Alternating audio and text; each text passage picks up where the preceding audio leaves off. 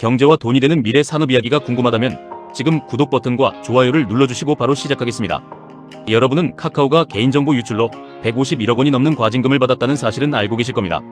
그런데 많은 사람들이 여기서 끝난 줄 알고 있습니다.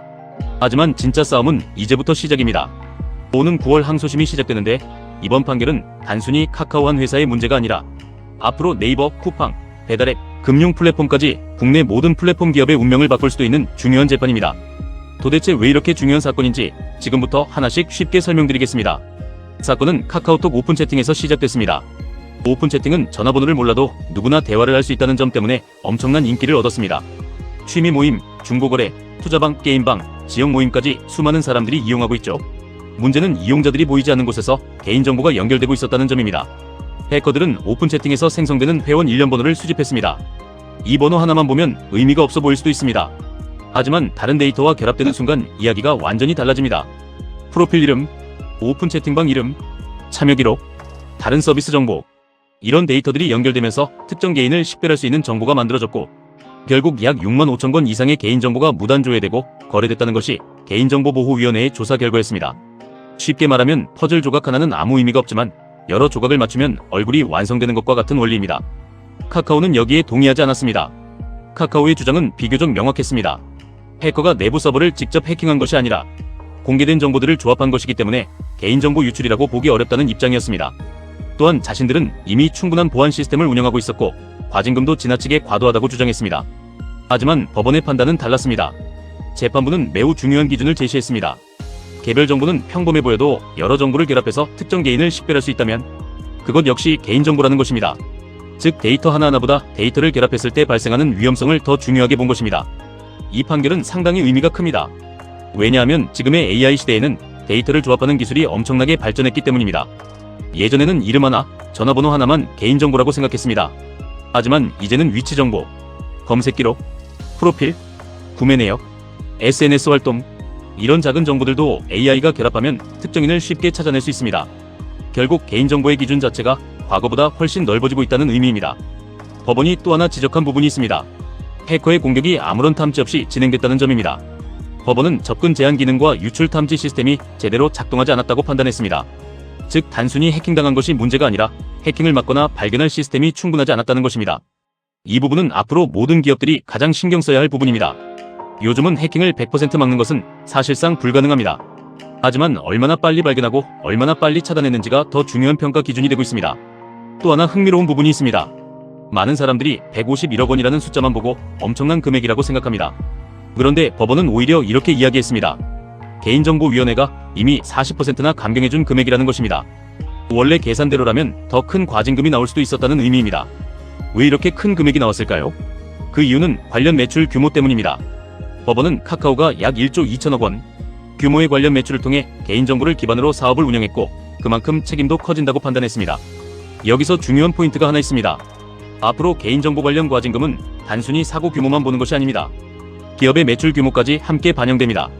기업이 클수록 책임도 훨씬 커질 수 있다는 것입니다. 이 부분은 글로벌 기업들도 마찬가지입니다. 유럽에서는 GDPR이라는 개인정보 보호법 때문에 메타, 구글, 아마존 같은 기업들이 수천억 원에서 조 단위 과징금을 받은 사례도 있습니다. 한국도 점점 그 방향으로 가고 있다는 신호로 볼 수 있습니다. 그렇다면 카카오는 왜 항소했을까요? 당연히 151억 원도 부담이지만 진짜 중요한 것은 판례입니다. 만약 이번 판결이 그대로 확정된다면 앞으로 발생하는 개인정보 사건에서 매우 강력한 기준이 만들어집니다. 그렇게 되면 카카오뿐 아니라 국내 모든 플랫폼 기업들의 보안 시스템, 구축 비용이 크게 늘어날 가능성이 있습니다. 결국 이번 항소심은 돈의 문제가 아니라 앞으로 대한민국 디지털 산업의 규칙을 정하는 재판이라고 볼 수 있습니다. AI 산업이 성장할수록 데이터는 더 중요해집니다. 챗봇, 생성형 AI, 추천 알고리즘, 광고 플랫폼, 자율주행, 헬스케어 AI 모두 개인정보와 데이터가 핵심입니다. 데이터가 많을수록 AI는 똑똑해집니다. 하지만 데이터를 많이 모을수록 책임도 함께 커집니다. 바로 이 균형점을 어떻게 맞출 것인지가 앞으로 가장 중요한 경쟁력이 될 것입니다. 여기서 투자자들도 꼭 봐야 할 포인트가 있습니다. 최근 시장에서는 AI 기업만 주목하는 경우가 많습니다. 하지만 앞으로는 보안 기업들의 성장 가능성도 매우 커질 수 있습니다. 왜냐하면 개인정보 규제가 강화될수록 기업들은 보안 솔루션을 반드시 구매해야 하기 때문입니다. AI가 성장하면 보안도 함께 성장합니다. 클라우드 산업이 성장하면 보안 산업도 성장합니다. 핀테크가 성장하면 보안도 성장합니다. 결국 보안은 비용이 아니라 필수 투자로 바뀌고 있는 것입니다. 실제로 글로벌 기업들의 IT 투자 가운데 보안 예산은 매년 증가하고 있습니다. AI가 발전할수록 해킹 기술도 함께 발전하기 때문입니다. 이제는 사람이 직접 해킹하는 시대가 아니라 AI가 AI를 공격하는 시대가 오고 있습니다. 그만큼 개인정보 보호는 앞으로 더욱 중요한 산업이 될 가능성이 높습니다. 여기서 한 가지 생각해볼 문제가 있습니다. 여러분은 무료 서비스를 사용하고 있다고 생각합니다. 하지만 사실 우리는 돈 대신 데이터를 내고 있는 것입니다. 검색 기록, 관심사, 친구관계, 위치 정보, 소비 습관, 이 모든 것이 기업 입장에서는 엄청난 자산입니다. 그래서 데이터를 많이 가진 기업일수록 더 높은 책임을 요구받는 시대가 시작되고 있습니다.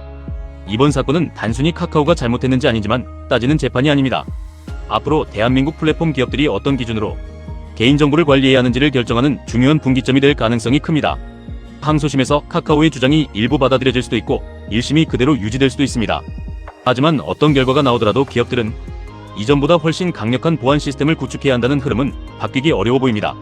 특히 AI 시대에는 개인정보 보호가 기업 경쟁력 그 자체가 되고 있습니다.